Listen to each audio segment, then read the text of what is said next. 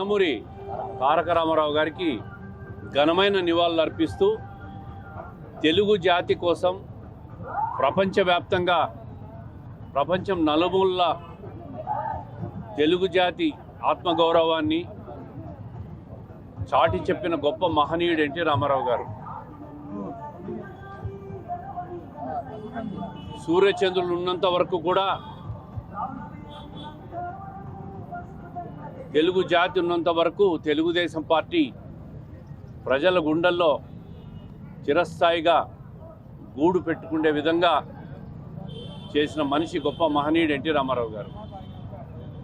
9 నెలల అనతి కాలంలో పార్టీని స్థాపించి అధికారంలోకి తీసుకొచ్చి దేశంలోనే పేద ప్రజల కోసం, బడుగు బలహీన వర్గాల కోసం సంక్షేమం అనే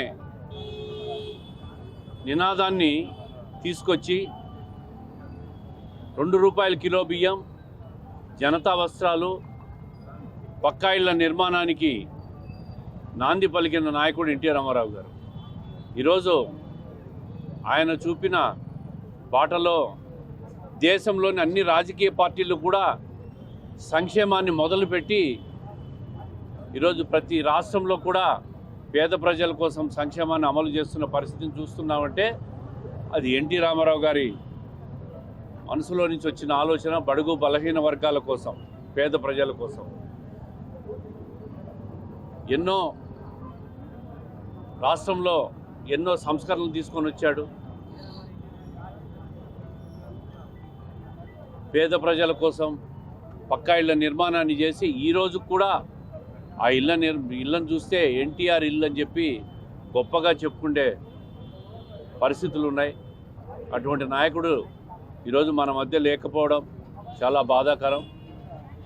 ఆయన ఏ సంస్కరణలు చేశాడో, ఏ సంక్షేమాన్ని మొదలుపెట్టాడో దాన్ని మరింత పదును పెట్టి ఈరోజు 27 సంవత్సరాలుగా తెలుగుదేశం పార్టీ అధ్యక్షుడిగా నారా చంద్రబాబు నాయుడు గారు కూడా అవన్నీ కొనసాగిస్తూ ఆ పార్టీని పేద ప్రజల గుండెల్లో గూడు కట్టుకునే విధంగా భవిష్యత్తులో నేనున్నా నీ పార్టీకి నాయకుడిని అని చెప్పి నారా లోకేష్ గారు కూడా ఈరోజు ముందుకు వచ్చారు.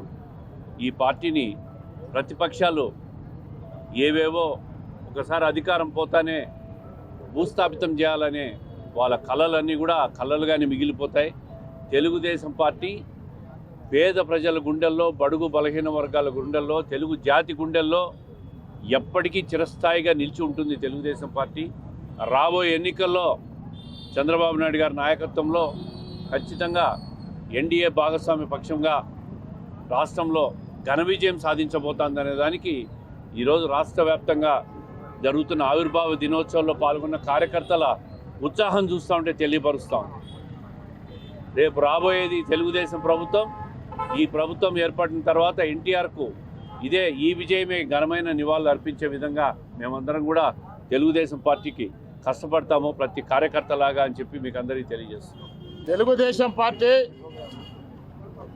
1982వ సంవత్సరంలో తెలుగుదేశం పార్టీ ఆవిర్భావం ఈ రాష్ట్రానికి, ఈ దేశానికి, ప్రపంచవ్యాప్తంగా ఉన్నటువంటి తెలుగు వారు మాట్లాడే వారందరికీ కూడా ఒక ధృవతార. నందమూరి తారక రామారావు గారు తెలుగుదేశం పార్టీ ఆవిర్భావం 9 నెలల కాలంలోనే కాంగ్రెస్ పార్టీని కూకటి వేళ్లతో వెక్కిలించిన ఘనత తెలుగుదేశం పార్టీది. అదేవిధంగా ఎన్నో సంక్షేమ కార్యక్రమాలు ప్రవేశపెట్టినటువంటి నాయకుడు ఎన్టీ రామారావు గారు. అసలు ఈ దేశంలోనే పెన్షన్ అనే విధానం లేదు, కానీ ఎన్టీ రామారావు గారు ఆ కాలంలో 30 రూపాయల పెన్షన్ విధానాన్ని ప్రవేశపెట్టిన ఘనత తెలుగుదేశం పార్టీది. ఎన్నో సంక్షేమ కార్యక్రమాలు, బీసీలకు రాజ్యాధికారం ఇచ్చినటువంటి ఘనత ఎన్టీ రామారావు గారిది, తెలుగుదేశం పార్టీది. అదేవిధంగా కడప జిల్లాగా చాలా మంది అడుగుతా ఉన్నారు తెలుగుదేశం పార్టీ ఏమి చేసిందని. మేము ఒకటే చెప్తా ఉన్నాం, దగ్గరలో ఉన్నటువంటి ముత్తునూరు థర్మల్ పవర్ ప్రాజెక్టు ఆ కాలంలోనే ఎన్టీ రామారావు శంకుస్థాపన చేసి ఈరోజు రాయలసీమకి తలమానికగా ఉన్నటువంటిది ఆర్టీపీపీ అని చెప్తా ఉన్నాం. అలాగే కృష్ణా జలాల్లో చాలా మంది చెబుతా ఉన్నారు, గతంలో ఎన్నో పార్టీలు జరిగాయి, ఎన్నో ఉద్యమాలు జరిగినాయి, కానీ ఎన్టీ రామారావు గారు ఆ కృష్ణా జలాల్లో తీసుకొచ్చిన ఘనత తెలుగుదేశం పార్టీ ఎన్టీ రామారావు గారిది.